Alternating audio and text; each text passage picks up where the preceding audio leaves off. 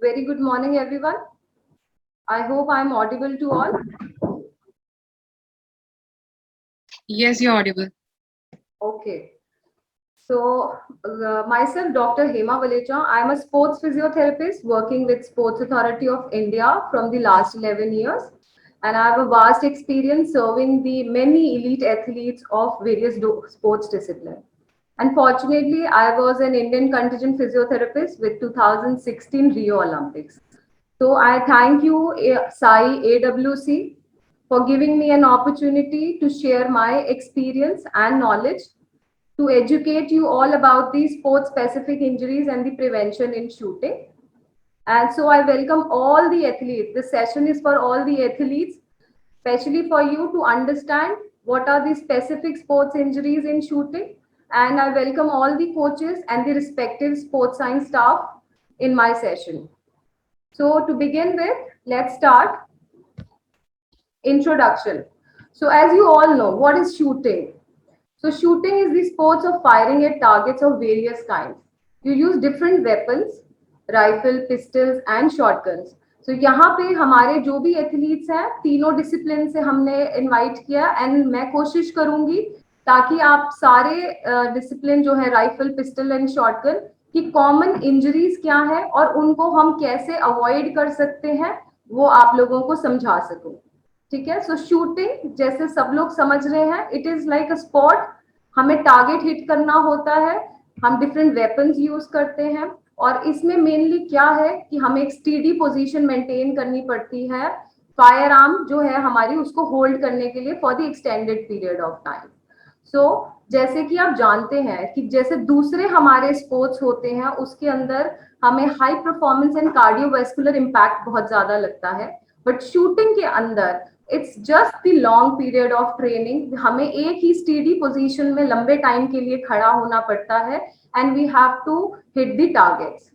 So no cardiovascular impact, but we have to engage all the body parts ताकि वो एक steady position को maintain कर सके।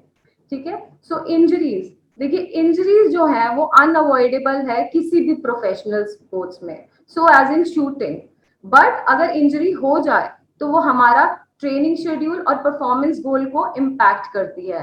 वी गेट डिस्टर्ब, जो हमारा एक परफॉर्मेंस गोल होता है कि हाँ इस टाइम पे हमें इस टारगेट पे ये परफॉर्मेंस देनी है, बट अगर इंजरीज हो जाती हैं तो हम जो हमारा ये जो टारगेट है हम उससे मिस हो जाते हैं। सो क्या करें? what is the best way? The best way to avoid injuries is to become more aware, जागरूकता। अगर जागरूक हैं कि हमें इंजरीज कैसे होती हैं और क्यों होती हैं तो हम इंजरीज को प्रिवेंट कर सकते हैं और अपने परफॉर्मेंस गोल की तरफ पहुंच सकते हैं। इस पॉइंट पे आप सारे एथलीट्स के दिमाग में यही क्वेश्चन आ रहा होगा, how and why the injuries occur. जैसे मैंने आपको अभी पीछे बताया क्यों इंजरीज हो जाती है और कैसे होती है। इस क्वेश्चन का आंसर मैं आने वाली अपनी प्रेजेंटेशन में आपको आगे दूंगी। नेक्स्ट क्वेश्चन आपके दिमाग में आता होगा, what are the common injuries. जैसे मैंने बोला जागरूकता, हमें पता होना चाहिए कि क्या क्या इंजरीज होती हैं। मैं आपको बताऊंगी what are the common injuries in shooting sports. Then अगर आपको इंजरी हो रही है या कुछ पेन्स या एक हो रहे हैं तो what are the science of injuries और एथलीट क्या प्रिकॉशंस ले सकता है उसको अवॉइड करने के लिए। देन द नेक्स्ट क्वेश्चन आप लोगों के मन में आता होगा, विच प्रोफेशनल टू कंसल्ट। ठीक है।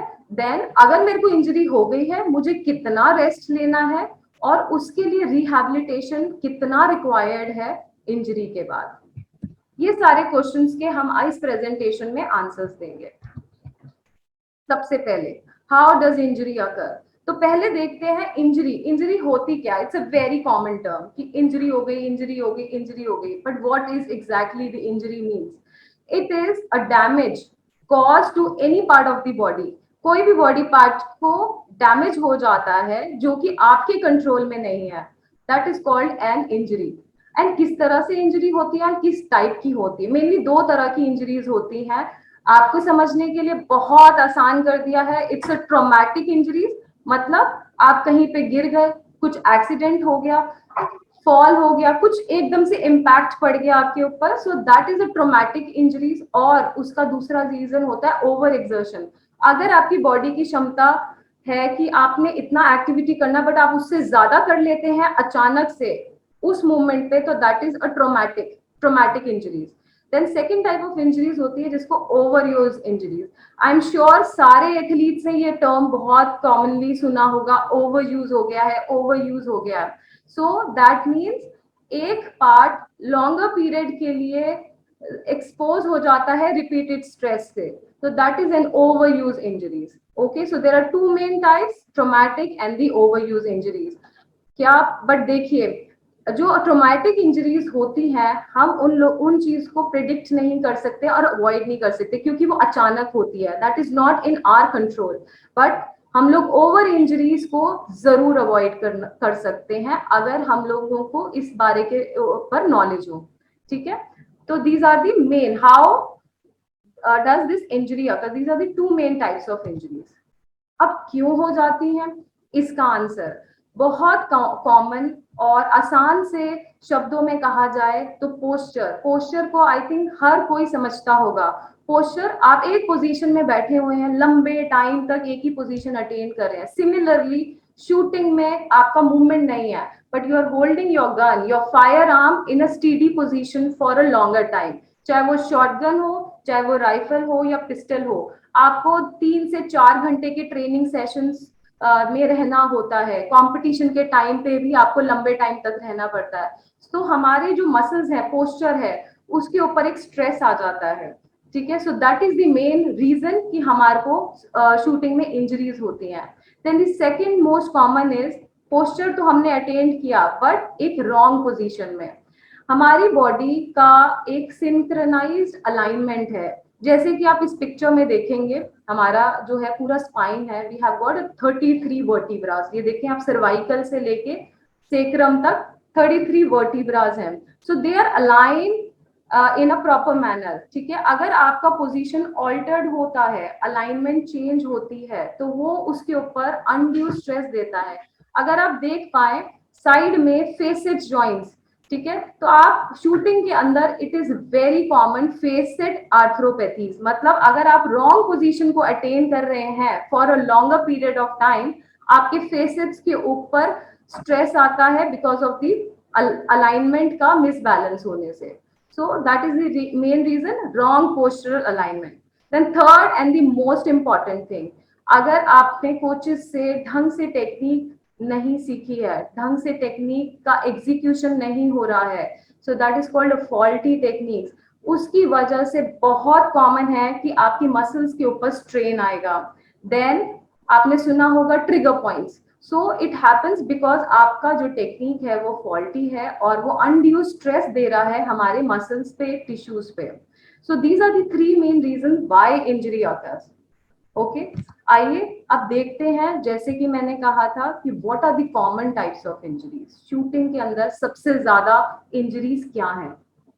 सबसे इंपॉर्टेंट और सबसे कॉमन देखा जाता है muscle cramps. Oh, I got a cramp, I got a catch. Generally shooters complain, ठीक है, मुझे एकदम से इतना दर्द हो गया, मेरा कंधे में एकदम से उठ नहीं रहा, एक स्पैजम आ गया है, कुछ क्रैम्प आ गया है. So that is the most common thing. इसमें क्या होता है, आपकी जो मसल्स हैं वो स्पैजम में लॉक्ड हो जाती है और एकदम से इंटेंस पेन करता है. सो यू इंडल्ज कि अब मैं इसको पकड़ के इसको रिलीज करूं, तो that is a muscle cramp. और रीजन क्या है, आपने वार्म अप नहीं किया, आपकी बॉडी जो है वो प्रिपेयर नहीं है, तो आपको मसल क्रैम्प आएंगी. The other reason is over use. Again, जैसे मैं बार बार कह रही हूँ, अगर आप ओवर यूज करते हैं, आपकी मसल्स जो है वो यूज टू नहीं है उस लोड को लेने के लिए, सो इट इज फिटीग इंड्यूस. मसल्स थक गई हैं, इसकी वजह से भी क्रैम्प आ जाता है. Then the most common reason is आपका इलेक्ट्रोलाइट इम्बैलेंस, डिहाइड्रेशन. शूटिंग में भी आपको बहुत ज्यादा स्वेटिंग होती है. इट्स नॉट दैट कि आपका कार्डियोवास्कुलर वर्कआउट नहीं हो रहा है तो आपको स्वेटिंग नहीं हो रही. नो, इट रिक्वायर्स अ पूरा continuous in engaging of all the muscles. तो उस टाइम पे भी लॉट ऑफ स्वेटिंग हैपेंस. जो हमारा शॉटगन है, इट्स एन आउटडोर स्पोर्ट, तो वहां पे और as per the environment sweating excessive होती है. सो तब हमारा क्या होता है, वाटर लॉस होता है. So we go into the dehydration, electrolytes lose होते हैं. When we sweat, all the electrolytes जो है वो लूज होते हैं. So that is also the reason for the muscle cramps. ठीक है, and then again as I said, holding the muscles in a fixed position for an extended period of time which will lead to the muscle cramps. ठीक है. Next हम common injuries देखते हैं, trigger points. Oh my god, this is the most common in shooters. आप, I think all shooters have an headaches. ज्यादातर जो shooters मेरे पास आते हैं वो ये बोलते हैं मैम हेडेक रहता है throughout the day, but कोई कॉज नहीं है, दे आर टेकिंग मेडिकेशंस की सिर में दर्द है, सिर में दर्द है. बट व्हाट शूटर्स, आपको ये बहुत इंपॉर्टेंटली समझना है, ट्रिगर पॉइंट्स. ये देखिए पिक्चर में मैंने दिखा रखा है. अगर आपके नेक मसल्स, ट्रेपीजियस मसल्स के अंदर ट्रिगर पॉइंट्स है, वो रेफर करता है पेन आपके हेड पे. देखिए अगर शोल्डर में ट्रिगर पॉइंट्स हो रहे हैं, it is referring towards the wrist, elbow. ठीक है, पीछे स्कैपुलर ब्लेड्स में ट्रिगर पॉइंट्स हो रहे हैं, वो भी पूरा रेफर कर रहा है, पूरे आर्म में पेन है आपके. ठीक है, so this is most common in shooters. So trigger points होते क्या है? ठीक है, trigger points they are hyper irritable spots. बहुत ज्यादा इरिटेट हो जाते हैं, इसकी वजह से एक्यूट पेन होता है. And there are different kinds of trigger points which a physiotherapist can tell you. It's an, there are certain acute जो एकदम से बन जाते हैं. देयर आर क्रोनिक जो बहुत सालों से आपके बॉडी के अंदर रुके हुए होते हैं और रेफर कर रहे होते हैं पेन आराम से, एंड आपको आदत हो जाती है उनको झेलने की, बट रेफरल पेन्स आते हैं, हेडेक्स कंटिन्यूअस होता है, पूरे बाजू में दर्द होता है, व्हेन यू आर ड्राइविंग तब भी ट्रबल करता है, अब सो जाते हो तो इट्स ठीक हो जाता है, बट कुछ एक्टिविटी रिज्यूम करते हो तब पेन करता है. These are all the science कि you have a trigger points. There are latent जो छुपे हुए पड़े होते हैं हमारी बॉडी के अंदर, बट वो आपको इतना तंग भी नहीं करते. इट बिकम्स क्रोनिक और वो सालों से you are being suffering suffering suffering. So the physiotherapist, medical professional can identify these are the trigger points जो कि आपको पेन रेफर कर रहे हैं. So these are most common in shooters. Then tendinitis. देखिए आप हमेशा आर्म को होल्ड करके रखे हुए हैं इन अ स्ट्रेट पोजीशन, एबडक्शन में आपका फायरिंग पोजीशन में शूट करे, तो क्या होता है अगर आपका पोस्चर गड़बड़ है, आपका राउंडेड शोल्डर्स हैं, तो जो आप अगर पिक्चर में देख पाएंगे, इट्स रोटेटर कफ मसल्स जो कि हमारे शोल्डर को स्टेबलाइज करती है. But because of the faulty posture वो हमारे जो स्ट्रक्चर्स हैं, जो टेंडन है जहाँ पे मसल अटैच होती है बोन पे, वो इन्फ्लेम्ड हो जाता है. So the picture can very well show that it's an inflammation. So that's an initial stage is tendinitis. ठीक है, so this is most common also. Then muscle strain. Again आपने अचानक से मसल्स को ओवर स्ट्रेस कर दिया, overload कर दिया, तो मसल फट जाती है. And there are certain gradings, grade 1 2 3.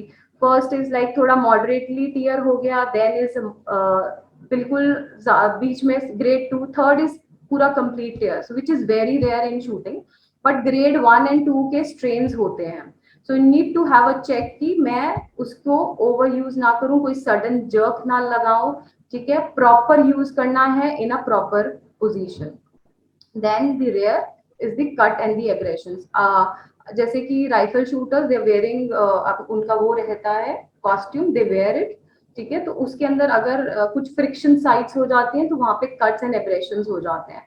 और वैसे भी जनरली अगर हमारे को किसी भी सरफेस के स्किन का अगर किसी हार्ड सरफेस के अगेंस्ट रगड़ लग जाती है तो cuts and abrasions, that is also found out in shooters. ठीक है, so these are the main problems which are there in the shooting. देखिए अब जो कॉमन इंजरीज हैं वो कहाँ कहाँ पे हो सकती हैं. So we need, there are certain body parts जहाँ पे स्पेशल अटेंशन हमें देखना है कि ये जो मैंने आपको कॉमन इंजरीज के बारे में बताया, ये कॉमन इंजरीज कौन से पार्ट के, बॉडी के पार्ट में हो सकती है. ठीक है, the most common is neck. Shooting आपको आप पोजीशन लेना है. ठीक है, यू पुट योर चिन, आप अपने वेपन के ऊपर रखते हैं, you go to the forward head position. तो नेक सबसे ज्यादा, दोनों नेक के पोर्शन जो है आप देखते हैं, आप जनरली सबका कंप्लेन रहता है, दोनों अपने हाथ नेक के पास रखते हैं, oh it's paining too much, यहाँ पे बहुत दर्द है, throughout the day I have a pain. Shooting करें तब भी पेन, ना करें तब भी पेन. सो ये सबसे ज्यादा हमारा कॉमन एरिया है. ठीक है, तो वहां पे कौन कौन सी इंजरीज होंगी? Trigger points, muscle strain. ठीक है, so these are most common. So हम इसके लिए क्या कर सकते हैं? The continuous stretching. ठीक है, next is shoulder. Of course shotgun में देखिए रिकॉइल आता है आपको वापस से, तो उससे भी इम्पैक्ट पड़ता है. Again holding the rifle and the pistol, ठीक है, तो ये बहुत कॉमन है। और इसके लिए इंजरीज क्या क्या होती है, रोटेटर कफ टेंडिनाइटिस, जैसे कि अभी मैंने आपको थोड़ी देर पहले समझाया, rotator cuff tendinitis, bursitis, and in severe cases अगर आप उसको ध्यान उस टाइम पे उसका मैनेजमेंट नहीं कराते तो it can lead to the cartilage damage. Okay, so that is you need to have a check, continuous monitoring and consultation with your sports medicine staff कि आपको ये issues आ रहे हैं। Then the third most important attention where you put is your lumbar thoracic spine and rib cage।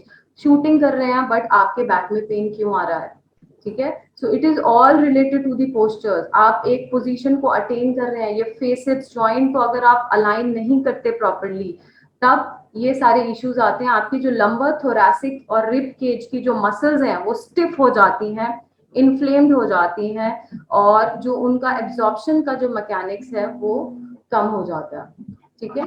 सो इसीलिए बोला जाता है core stabilization, जो कि मैं आगे अपनी प्रेजेंटेशन में बताऊंगी कैसे हमें करनी है, ठीक है। नेक्स्ट इज द एंकल, जो आप स्टैंडिंग में करते हैं। देखिए राइफल की 3 पोजीशंस होते हैं, जनरली स्टैंडिंग सबसे ज्यादा उसमें आपका टीडीएस पोजीशन है। स्टैंडिंग, लॉन्ग स्टैंडिंग खड़े होते हैं, देयर आर चांसेस कि एकदम से ट्विस्ट हो जाए या स्ट्रेन पड़ जाए। एंड मोस्ट इंपॉर्टेंट, अगर आपकी आर्चेस, ठीक है, ये बहुत इंपॉर्टेंट ध्यान देने वाली चीज है, अगर आपका फुट आर्च ठीक नहीं है so it can lead to a problem, और जो कि रेफर कर सकती है और पेन क्रिएट कर सकती है नी और बैक में। अगर आपकी आर्चेस फ्लैट हैं, अगर आपके फुट प्रोनेटेड है, अंदर की तरफ मुड़े हुए हैं या बाहर की तरफ मुड़े हुए हैं, वो भी आपको अगर लॉन्ग स्टैंडिंग में पेन क्रिएट कर देंगे। And sometimes elbow and wrist, ठीक है, वो आगे बताएंगे कि why sometimes elbow and wrist, but जो मेजर अटेंशन है वो neck, shoulder, lumbar and ankle है। देखिए, सो द कॉमन इंजरीज की बात करें थे तो राइफल शूटिंग 3 पोजीशन में होती है, ठीक है। सो कॉमनली इनमें इश्यूज कहाँ कहाँ होते हैं, नी में, नीलिंग पोजीशन, हिप में, नेक में, मिड एंड लोअर बैक में राइफल शूटिंग में सबसे ज्यादा कॉमन प्रॉब्लमेटिक एरियाज हैं। Then in the pistol shooting आपका shoulder, elbow, wrist, hand and neck. Then in the shotgun में again ankle, shoulder, neck and back. So आप देखिए हर टाइप की जो शूटिंग है उसमें neck is common, shoulder is common, okay. So now we come to the next question, जो था कि व्हाट आर द प्रिकॉशंस, जो कि सबसे इंपॉर्टेंट चीज है अगर हम चाहते हैं कि हमारी इंजरीज ना हो। तो shooters can all the any of the shooters can answer, कितने लोग अच्छे से वार्म अप करते हैं before shooting? I think rare of the rare. मेरा एक्सपीरियंस यही बताता है, शूटिंग में इतना वार्म अप की क्या जरूरत है, हमें जाना है और टारगेट हिट करना है, then we come back and then we go, हल्का बहुत से कर लिया। इतना ज्यादा कार्डियोवास्कुलर हमें क्यों वार्म अप करना है ना, क्यों करना है? That is the biggest mistake जो लोग नहीं करते हैं। इसीलिए जो मैंने आपको इंजरीज बताई हैं कि पोस्टरल स्ट्रेसेस क्यों आ जा रहे हैं, बिकॉज आप अपनी बॉडी को रिकवर नहीं कर रहे, अपनी बॉडी को प्रिपेयर नहीं कर रहे बिफोर यू स्टार्ट ट्रेनिंग, ठीक है। So warm up is very important. Warm up का क्या पर्पस है? It increases the blood flow to the muscle and it increases the body temperature. तो वो आपको प्रिपेयर करता है फिजिकली एंड साइकोलॉजिकली कि yes I need to now shoot a target, ठीक है। So warm up is important. And blood flow increase करने के लिए अगर आप खड़े होकर स्टैटिक सी हल्की हल्की सी स्ट्रेचिंग्स कर देंगे तो वो वार्म अप नहीं होगा। So you need to do a dynamic stretching, and वो उतना ही इंपॉर्टेंट है जैसे कि किसी और फिजिकल स्पोर्ट्स से पहले है। बिकॉज अगर आप स्ट्रेचिंग नहीं करते हैं तो क्या होता है, थोड़े टाइम के बाद बॉडी लूजन अप हो जाता है और आपकी बॉडी जो है स्वे करती है, एंड देन यू रियलाइज कि यार मेरा तो टारगेट हिट ही नहीं हो रहा, आई एम मूविंग, स्वेइंग, मेरे हाथ शिवर कर रहे हैं। इट इज द रीजन, ये आपको इंडिकेशन दे रहा है क्यों आपने वार्म अप नहीं किया, क्यों मेरे को बॉडी कहती है क्यों आपने मुझे रेडी नहीं किया, वार्म अप नहीं किया शूटिंग करने के लिए। So it's very important you do some cardio exercises or a dynamic stretching before you start your shooting, ठीक है। Then कैसे प्रिवेंशन कर सकते हैं, व्हाट ऑल प्रिकॉशंस? अगर कई लोगों को बहुत ज्यादा ऐसी रहता है, अब तो मुझे हल्का सा पेन हो रहा है, दैट इज नॉर्मल। हल्का सा दर्द हो रहा है, वो तो ट्रेनिंग के बाद होता है, दैट इज नॉर्मल। इस तरह से दे आर इग्नोर। तो इसीलिए you need to pay attention. ये क्लास इसीलिए ली गई है ताकि हम आपको अवेयर करा सकें। अगर आपको थोड़े बहुत दर्द भी हो रहे हैं तो yes, you need to pay attention. ये अगर आपको नेक में पेन कर रहा है, शोल्डर में पेन कर रहा है, आफ्टर ट्रेनिंग या थ्रू आउट द डे क्यों कर रहा है, इसको आपको ध्यान देना है। द रीजन इज जो मैंने आपको अभी बताए हैं। ठीक है, so you need to pay attention और इनको इग्नोर नहीं करना। ठीक है, then knowing the common injuries, that's what I am telling, कि आप कॉमन इंजरीज क्या है उसके बारे में आपको अवेयरनेस और पता होना चाहिए। So the next thing is your proper posture. अगर आपने प्रॉपर पोस्चर रखा during all the training routines, so आपके जो मसल्स के ऊपर है वो स्ट्रेन नहीं आएगा, जॉइंट्स के ऊपर स्ट्रेन नहीं आएगा, और आप अपनी इंजरीज को अवॉइड कर सकते हैं। हम लोग बहुत टाइम से सुन रहे हैं prevention is better than cure, prevention is better than cure.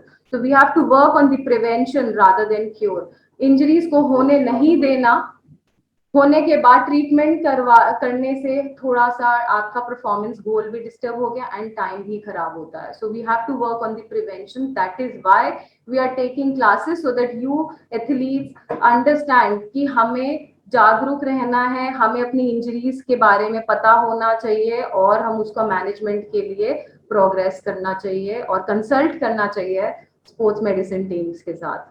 ठीक है, सो देखते हैं। अगर हमारा generally I found people because Covid से वी हैव बीन सफरिंग, है ना, और सारे लोग जो है ऑनलाइन सेशंस ले रहे हैं, सब लोग everybody is over the phone, phone देख रहे हैं, लैपटॉप्स मोबाइल्स के ऊपर everything is being done, so we are getting an hunch back.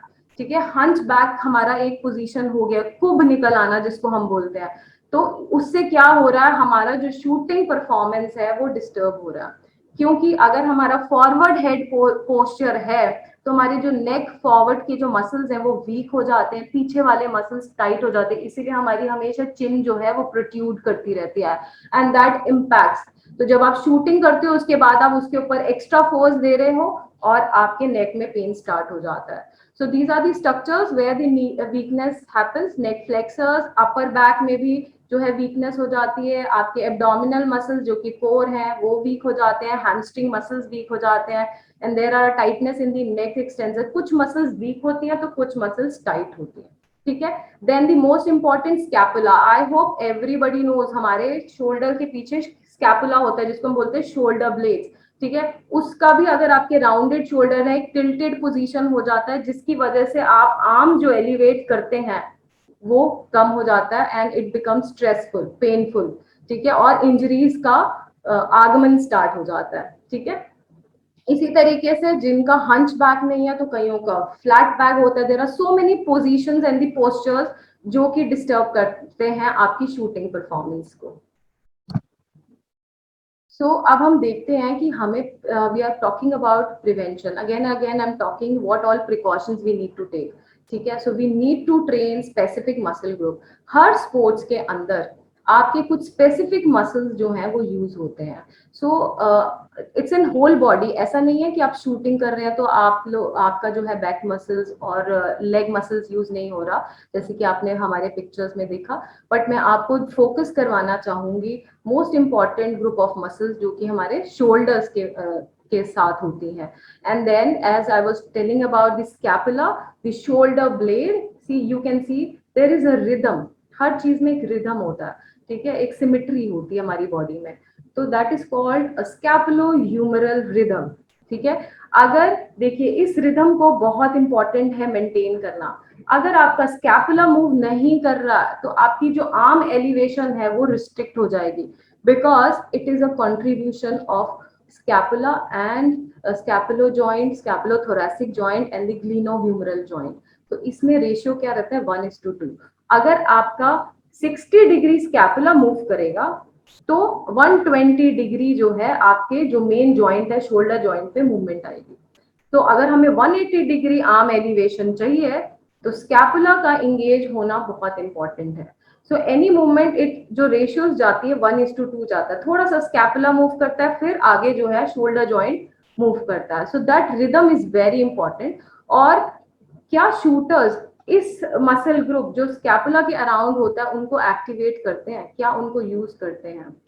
शायद करते हैं, बट क्योंकि उनका पोजीशन फॉरवर्ड हो गया है तो वो स्कैपुला जो है वो राउंडेड अपनी जगह से हिल जाता है, तो वो एक्टिवेट नहीं होता, वो उसकी मसल्स वीक होने लगती हैं और वहीं से हमारी इंजरीज का जो है वो स्टार्ट हो जाती हैं होनी।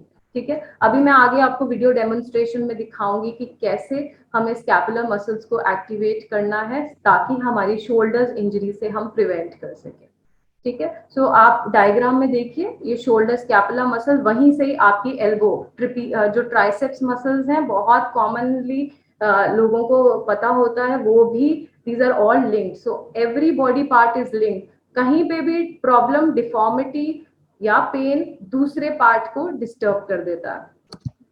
ठीक है, so scapular muscle strength and mobility, it's the key to prevent injuries. आप अपने दिमाग में ये चीज पे पूरा ध्यान फोकस कर लीजिए, अगर मुझे शोल्डर इंजरीज को प्रिवेंट करना है तो scapular muscle strength and mobility is a key. What, जैसे आपने सुना होगा core, core we have to stabilize core, but क्या हमारे जो अपर बॉडी का कोर क्या है? That is a scapular muscle, जो कि हमारा एक शोल्डर कोर है। ठीक है, अगर हम स्कैपुला के अराउंड की मसल्स को यूज करेंगे प्रॉपर वे में तो हमारे जो स्मॉलर मसल्स है, जैसे कि मैंने दिखाया ट्राइसेप्स और फोरआर्म की मसल्स के ऊपर लोड नहीं आएगा। As I was talking about कि कुछ इंजरीज जो है हमारी एल्बो में और रिस्ट में होती हैं, वो क्यों होती हैं? बिकॉज हम जो स्कैपुलर के एरिया और जो लार्ज मसल्स हैं हमारे अपर बैक में, if you don't use it in a proper way तो अनड्यू स्ट्रेस आ जाता है हमारे स्मॉलर मसल्स का, and that will lead to the problem in the elbow and wrist. So it's very important कि आप इन शोल्डर मसल्स को, शोल्डर के कोर को एक्टिवेट करें, उनको स्ट्रॉन्ग बनाएं, सो दैट आपकी एल्बो और रिस्ट की इंजरीज ना हो। ठीक है, so it's a scapular stabilization exercises. देखिए, आपने आई थिंक बहुत लोग इसको कोरिलेट कर पा रहे होंगे अपने पोस्चर के साथ, आई एम श्योर। ठीक है, तो आपको क्या करना है, आपके राउंडेड शोल्डर हो जाते हैं और आपको लगता है that is my normal position, I am very comfortable. So that is not right, for specially if you are focusing towards a shooting career, you need to have a neutral erect posture. ठीक है, तो आपको क्या करना है, the most simple simple सी चीजें जो आप आराम से आसानी से पिक्चर्स को देख के भी इम्प्लीमेंट कर सकते हैं। What are those? Scapular retraction, पीछे लेके जाना है स्कैपुलर ब्लेड्स को, शोल्डर ब्लेड स्क्वीजेस भी बोलते हैं हमें। ठीक है, we have to do all these shoulder blade squeezes exercise. Then is angle wings. ठीक है, ये बहुत ईजी है, is just like an activation, ये वॉल सपोर्ट के साथ कर सकते हैं। अब मैं आपको कुछ वीडियो दिखाती हूँ कैसे हम लोग फिजियो बॉल के हिसाब से या एक छोटी सी बॉल के साथ हम लोग एक्सरसाइजेस कर सकते हैं और अपने शोल्डर मसल्स को एक्टिवेट कर सकते हैं। I just play the video. ठीक है, इज द वीडियो विजिबल? की मदद से हम कैसे अपनी स्कैपुलर मसल्स को एक्टिवेट कर सकते हैं। Yes, it's visible. बॉल को रखें,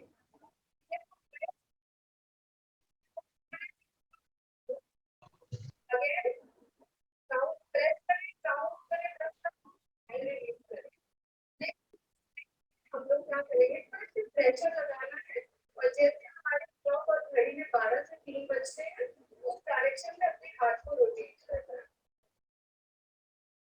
प्रेशर को मेंटेन करके अपना एरिया पे और अलाउ टेंशन महसूस करें।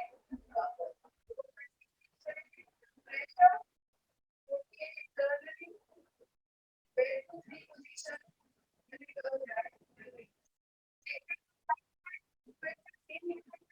और शोल्डर लेवल पे प्रेशर नहीं रोटेटेड इंटरनली और डायरेक्शन।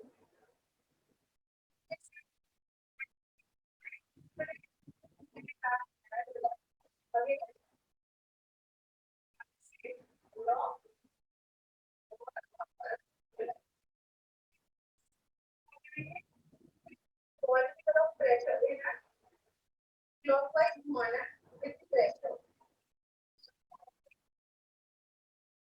and then anti-clockwise.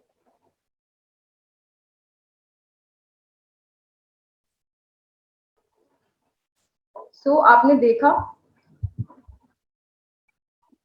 कि कैसे आप जो है एक आसान सी बॉल के साथ जो है अपने शोल्डर मसल्स को एक्टिवेट कर सकते हैं.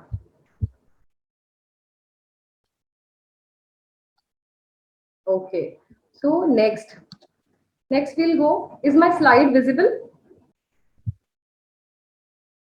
Yes. Yes.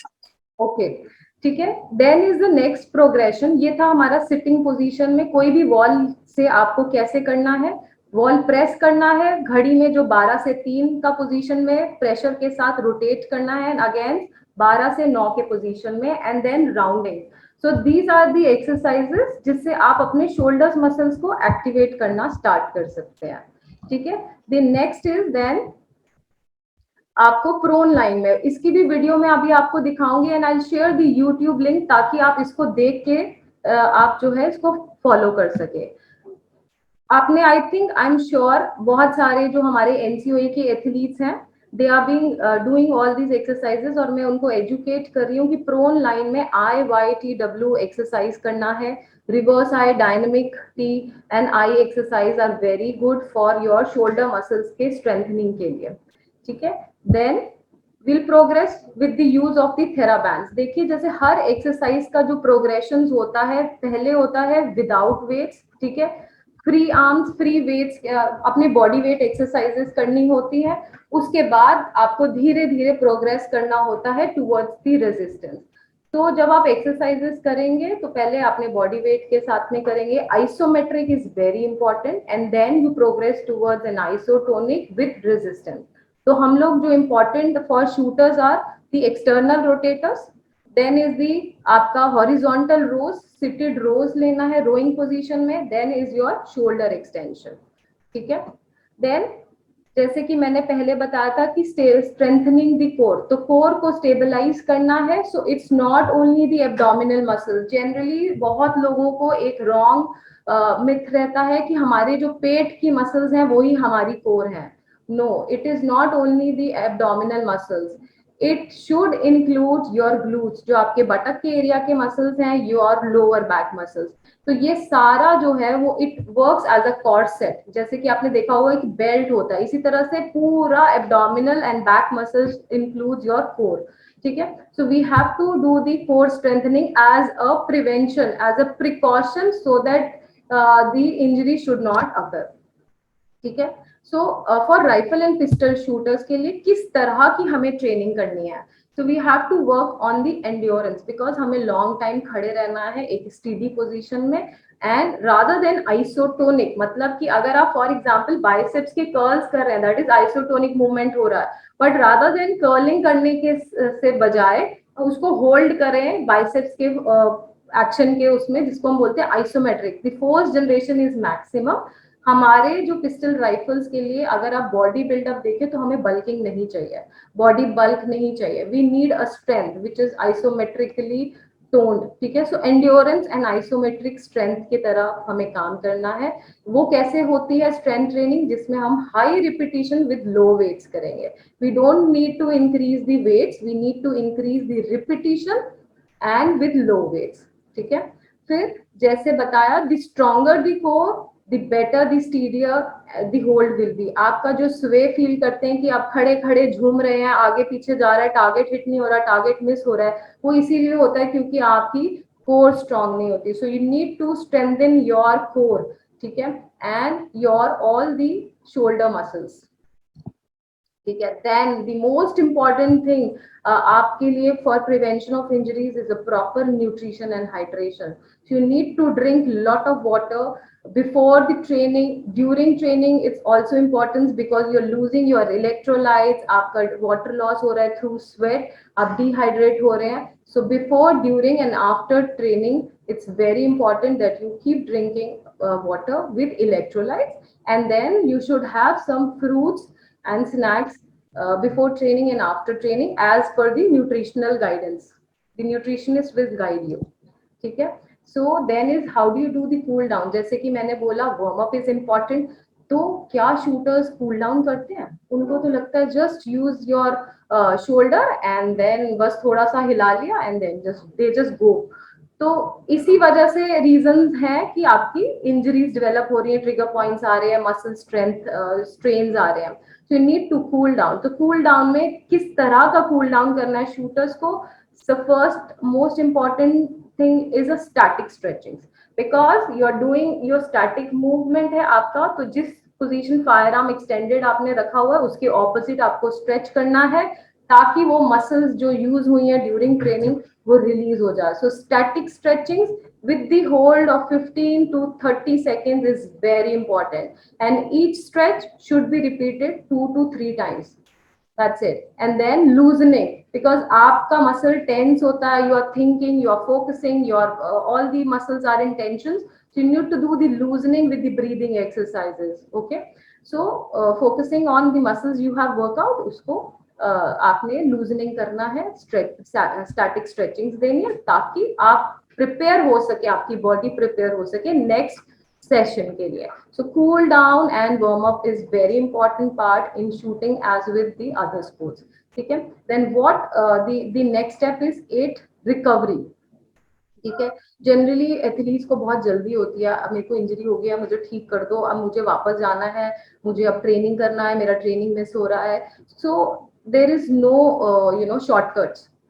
जो इंजरी हुई है, मसल ब्रेकडाउन हुआ है, उसको अपना बॉडी टाइम लेती है हील होने के लिए। अगर आप जल्दी करेंगे तो वो फाइबर्स और टिश्यूज जो है वो प्रॉपर हील नहीं होंगे, तो it can the injury will reoccur.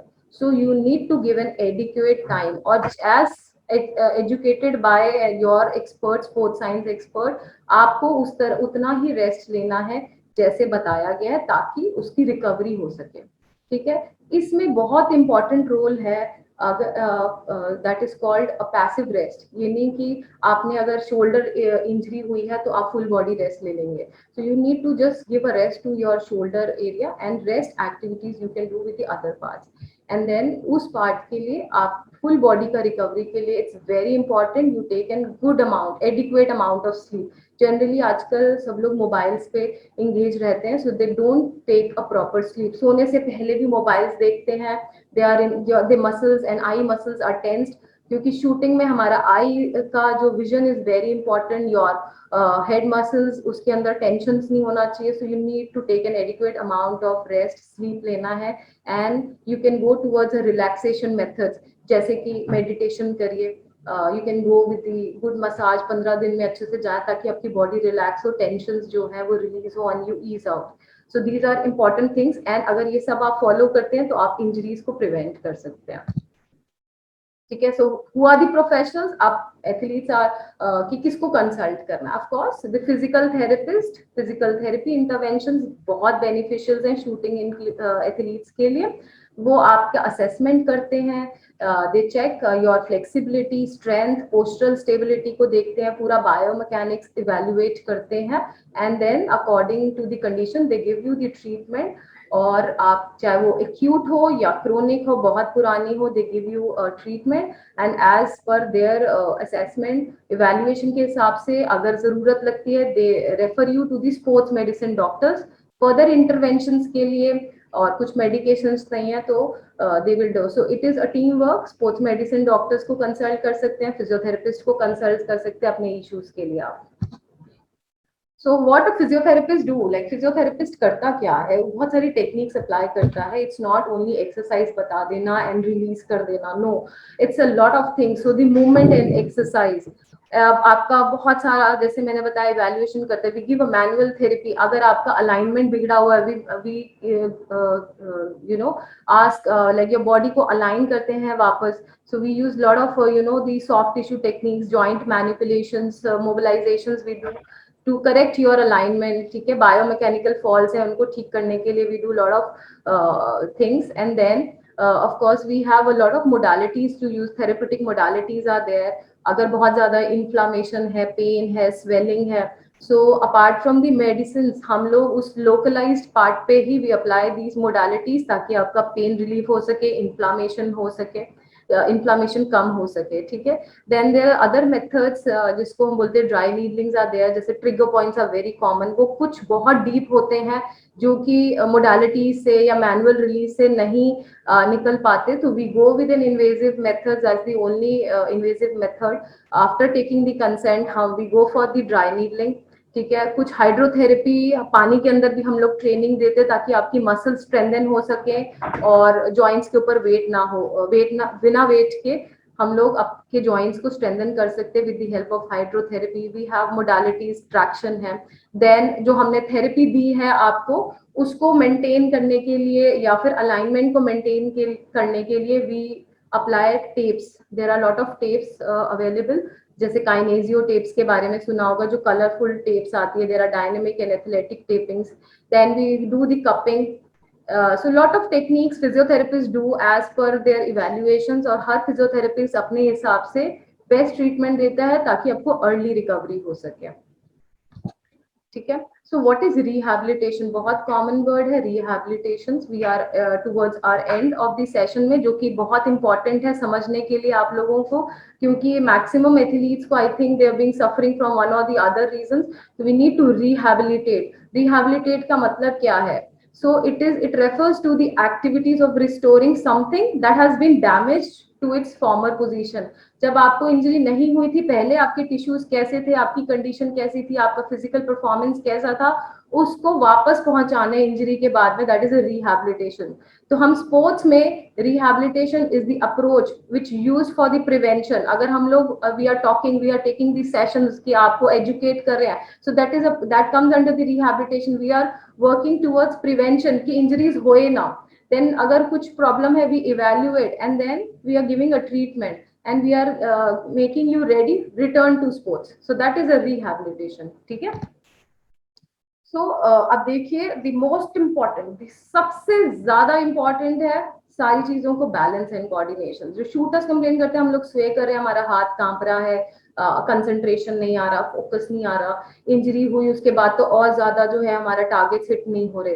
So balance and coordination, वो it is a key to success. अगर आप चाहते हैं कि आपकी प्रोफेशनल शूटिंग करियर में सक्सेस मिले, so you need to work on your balance and coordination, you can't just escape this. इसके लिए हमारे कुछ सेंसरी सिस्टम और मोटर फंक्शंस इंगेज होते हैं। तो जब हमें इंजरी होती है, एक वर्ड है टर्मिनोलॉजी प्रोप्रियोसेप्शन। आई थिंक मेरे जो शूटर्स मेरे पास आ रहे हैं, they are very well aware about the word proprioception. क्या होता है? Joint position sense. हम लोग फॉर एग्जांपल गाड़ी चला रहे हैं, सो डू वी, जब हम गाड़ी चलाते हैं क्या हम अपने पैरों को देखते हैं कि हमने क्लच दबाया, रेस दबाया? नो, हमारा बॉडी कैन सेंस दैट कि हमारा पैर का पोजीशन क्या है, that is a proprioception.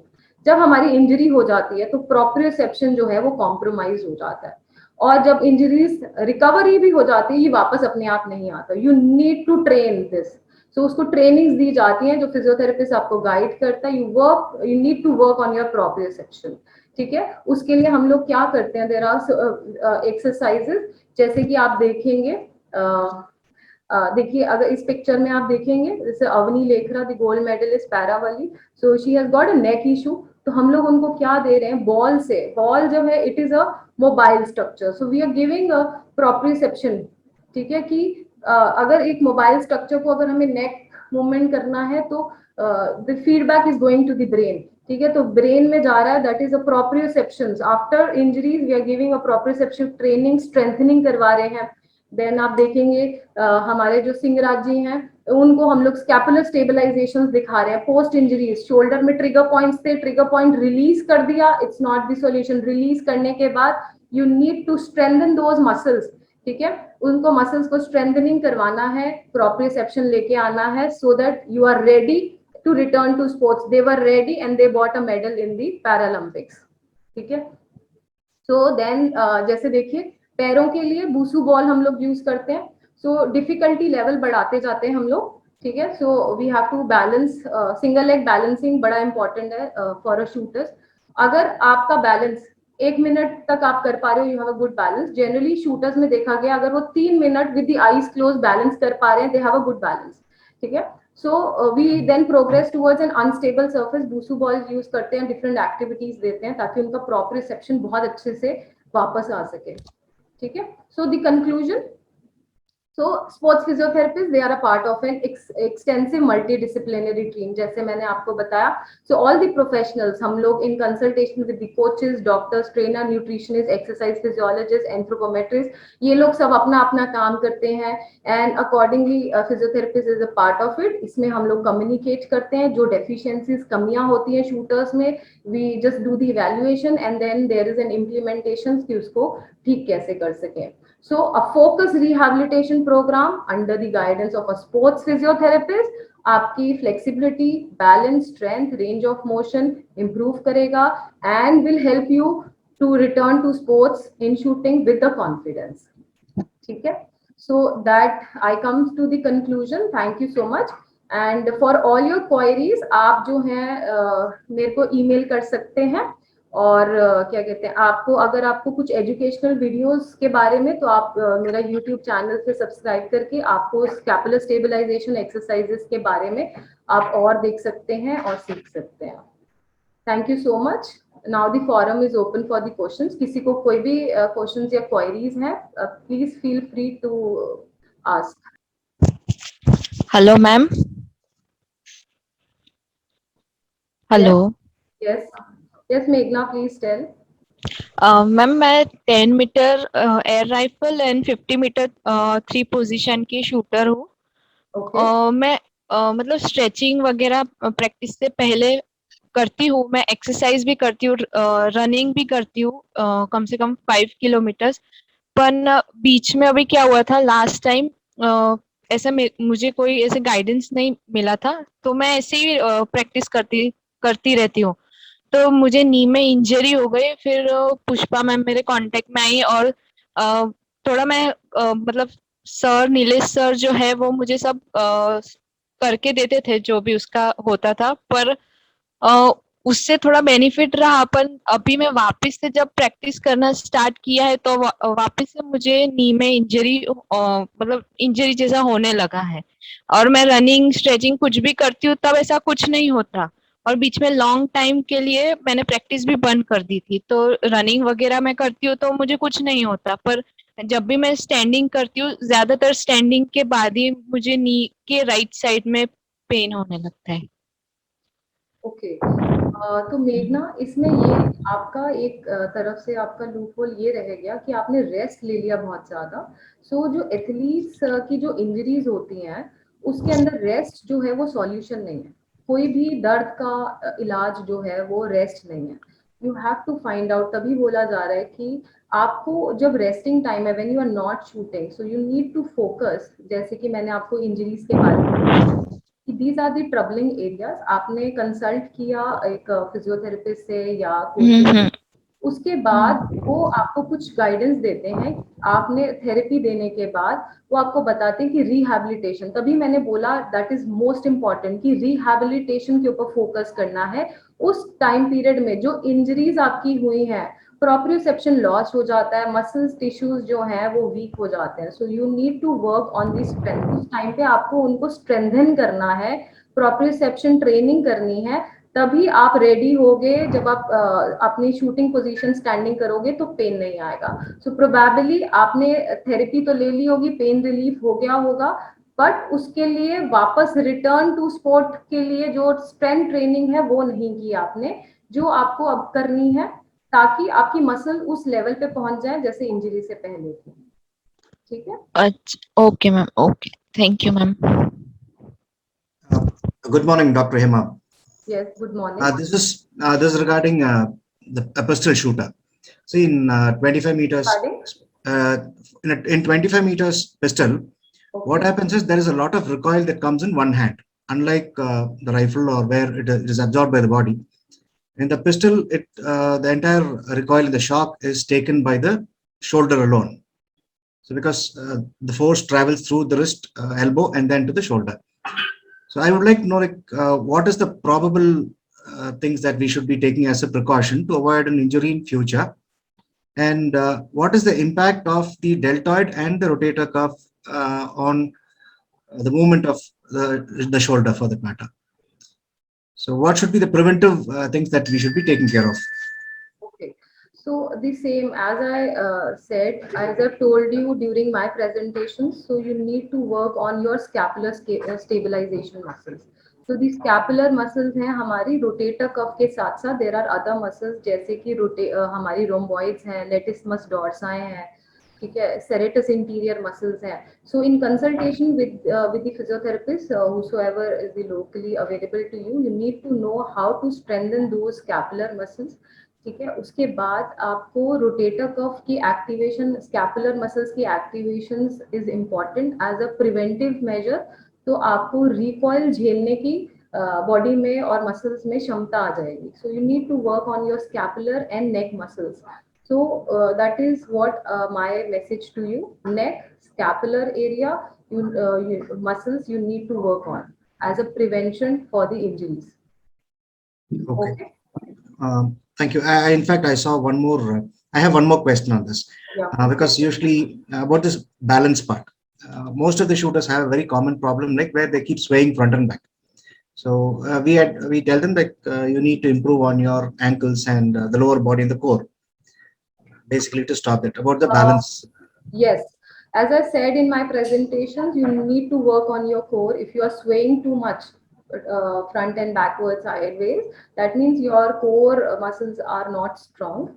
So you need to stabilize. And another thing, जब आपका weight training, you go for a weight training for the shooters, you need to go for an isometric trainings rather than isotonic. खाली repetitions जो रहेंगी आपकी maximum रहेंगी with the low weights. Generally shooters क्या करते हैं, वेट इंक्रीज करते जाते हैं, रिपीटिशंस को कम रखते हैं, तो उससे मसल बल्किंग आती है. तो चाहे राइफल हो, पिस्टल हो या शॉटगन में, हमें मसल बल्किंग नहीं चाहिए. We need to develop a force, inner force, जो कि आइसोमेट्रिक से आता है. So your exercise in the during gym training should focus on the holding time. So you need to increase the holding time and repetitions को भी आप अगर wait के साथ कर रहे हैं तो low weights, high repetition, otherwise static holding of the weights करेंगे तो आपका. और कोर के लिए भी सेम चीजें हैं. होल्डिंग, सिटअप्स कर रहे हैं तो अगर आप उस पोजीशन में होल्ड करके रख लेते हैं, so that will be more beneficial rather than going for the 100 situps. So this way if you progress, stability आ जाएगी. Okay. Thank you. Any other question? I think no more questions. So you can write your queries to my mail ID. Okay, I will be happy to answer you all. So now I'll end this session.